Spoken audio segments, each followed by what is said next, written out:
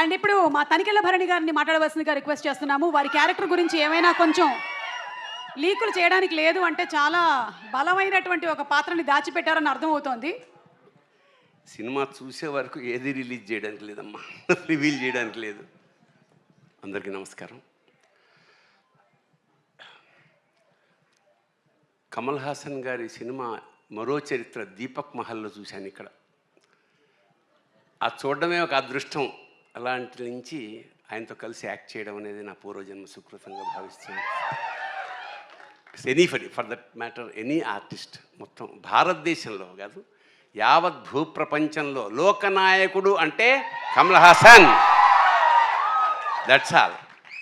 అంటే ఒక క్యారెక్టర్ కోసం ఆయన తీసుకునే శ్రద్ధ, commitment. So he transforms into a character. That is the greatness of Kamal Haasan. చరిత్ర మనకి బంగారు పుటలు చరిత్ర రాయాల్సి వస్తే కమల్ హాసన్ కోసం ఒక పేజీ కాదు, ఒక పేరా కాదు, ఒక బుక్ రాయాల్సి వస్తుంది. అలాగే మణిరత్నం సార్, ఆయన సినిమాలు చూసి పెరిగాం మేము. ఆ క్రమంలో నాకు అద్భుతమైన అవకాశం మిస్ అయింది ఒకప్పుడు. రజనీకాంత్ గారి సినిమా ఒకటి.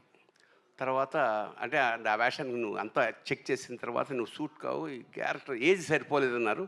తర్వాత after a very long 30 years నాకు పొన్నియిన్ సెల్వన్లో స్క్రిప్ట్ రాసే అవకాశం వచ్చింది తెలుగుకి. So that was a very great opportunity. అప్పుడు నేను అడిగామాట మణి గారిని, సార్ ఎప్పుడో సినిమా మిస్ అయిపోయింది సార్, ఒక్క షార్ట్ వేషం ఏమన్నా ఉంటే ఇస్తారా అంటే నవ్వాడు. అంటే ఇవ్వనని అర్థం.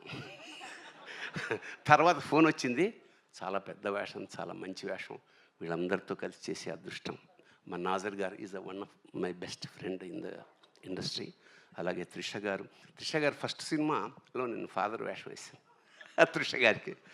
సో థగ్ లైఫ్ అనేది ఒక యావత్ భారతదేశంలోనే ఒక సెన్సేషన్ క్రియేట్ చేస్తుంది మనస్ఫూర్తిగా నమ్ముకుంటూ. Thank you so much. Thank you so much Bharani గారు. Thank you.